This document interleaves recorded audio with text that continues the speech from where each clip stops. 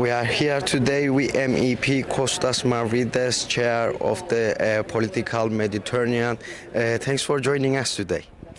Thank you for having me. Thank you. So the Turkey's invasion attacks to Kurdistan region and the Rojava is still continues. The Turkish jets are bombing the Kobane and the villages, as well as a huge area in the Rojava. So how would you like to comment on these invasion attacks, first of all, very shortly? In a way, I like to reiterate what I have said yesterday during the discussion in the plenary we had regarding the specific events of the airstrikes and the imminent aggression of Turkey. But before getting into that, I will say something which is very strange. The fact is that on the 13th of November, we had a deadly bombing attack in Istanbul. Then, on the 20th, we have the ongoing, still today, uninterrupted, airstrikes against targets in Rojava and also in Kurdistan, Iraq. However, these targets include, by the way, civilians and infrastructures. Having said that, I would say this. The Turkish officials, since the deadly bombing attack in Istanbul, has changed a few times so far the narrative, and it's full of inconsistencies and sometimes contradictory stories about the events that took place and the persons being detained. That was, though, used as a pretext by Turkey to make the attack against the Kurds once again. Something which, by the way, coming from Cyprus, I could testify that this is a very common Turkish practice against innocent people, taking advantage of what I call deadly innocent people. With that in mind, I come now to the political discussion to say this. This Turkish aggression, it's another blatant violation of international law. And we have to say enough is enough. We have seen the Erdogan administration being involved in Syria, in Libya, against Greece in the Aegean. We still have the military occupation of the northern part of the Republic of Cyprus. We've seen involvement of the neo-Ottoman policies even in the Caucasus. I think enough is enough. We have to take a strong position and learn from our mistakes. From Putin, now we move to Erdogan. Sanctions and strong position is the only way forward. You underlined the Erdogan's and Turkey's aggression, the Turkish aggression in the Middle East, and still the Turkey is treating the Greece.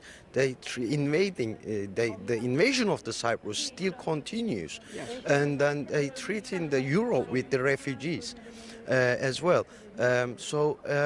The Europe is still keeping silence. There is European parliamentarians that they make condemnations about the Turkish aggression, but still there is no enough reaction and there is no action against that to stop Turkey. So what is the real thing why is that double standard? Okay. First of all, I will start with your last line, the double standards. It is, unfortunately, it's a matter of fact that we've seen double standards, and the most obvious one is that when we had the Russian aggression and the Russian invasion in Ukraine, the EU, including us, we stand united against the Russian aggression.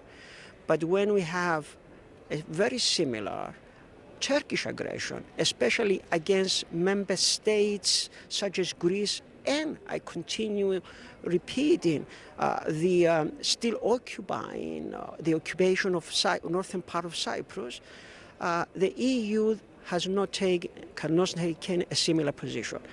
The explanation is this. We, as a European Parliament, has asked over and over again for very severe sanctions against Erdogan administration.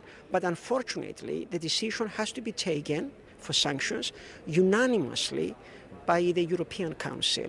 There are some member states, it is just some, not the majority, that they have economic ties, political ties or otherwise with Turkey, and they rather follow what is known as the appeasement policy. The appeasement policy has been tried long enough, it has failed, and I think that a time is coming when we will soon look back and think twice about the mistakes we have made. The longer we wait, I'd say in very simple terms, we have a monster that if we don't face up to the realities, we all have to pay a heavier price in the future. And this monster also growing up to treat the Europe as well. We can see they bombing the whole camp, which belongs to where is the ISIS members and their families has been kept. They're trying to rescue the ISIS gangs, basically. Especially the conflict, let's say, that you described.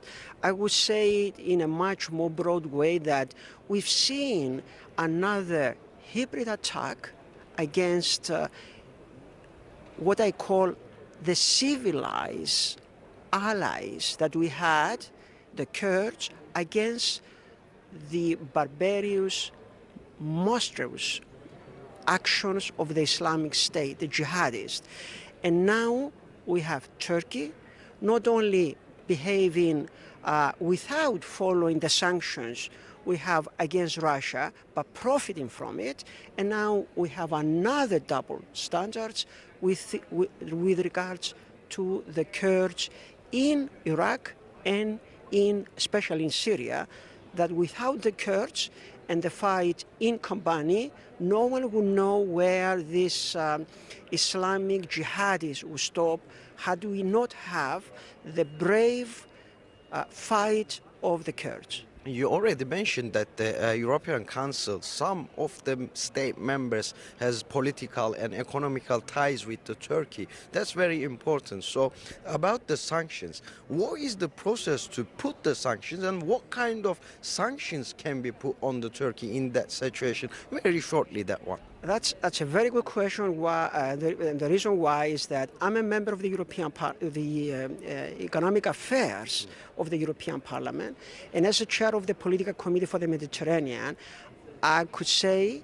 with good knowledge of the facts that had we placed some essential economic sanctions on Turkey, I could say that the Turkish economy, which is heavily dependent on exports towards the European Union, will not last for long, but it will collapse. And that's what we need also, to have a change in the administration within Turkey. Because as we provide support, economic support for the regime entrenches its power, and we've seen that the Kurds and any other dissident voices, democratic voices, progressive voices in Turkey are being attacked by the Erdogan regime.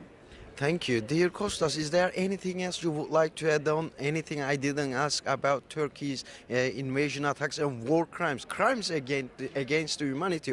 Also, you know, the last 8 months, there is a heavily chemical weapons used by the Turkish military operations in the media defense zones as well. And still, the OPCW, which is the EU institution, is not going there to do the investigations about these allegations. So that's another double standard, which also the IPPNW, which has been win the Nobel Peace Prize, is an institution that makes a research about the chemical weapon usages, has published a report about it. And in the report, it clearly says that Turkey using these illegal chemical weapons in this region. So about the chemical weapons, shortly, what would you like to say? I like to say the following. Had this been accused towards another regime such as Putin, we would have seen a major investigation regarding the proof or disapprove of the facts. In this case, We've seen strong indications, and we all have strong suspicion about the use of chemical weapons, which is a crime against humanity, but there is some sort of distance and silence. But I want to end up with a final word of hope. I know very well that there are strong voices within Turkey which are for democracy, justice, and freedom. We all have to stand united, and we have much more in common than our differences. And if we stand united, especially the people within Turkey rise up against the regime, I think that this is the only way out, because regimes can only be driven out of power, and sometimes the rising of the people is the hope for not only Turkey, but also for the people around Turkey.